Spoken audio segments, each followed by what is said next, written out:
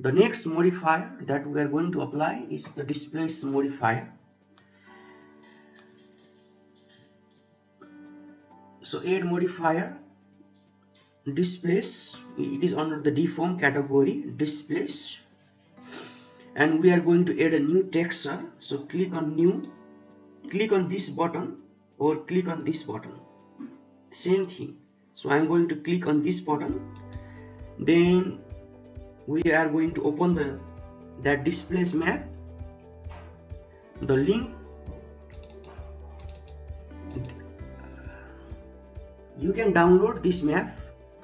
I have given the link in the video description. Open the image, then click on this modifier. Now increase the value of this strange to show the effect. This is very nice. Mid level is the ocean level or sea level. Make it 0. We can change this value later also. For now, I'm going to make it 80.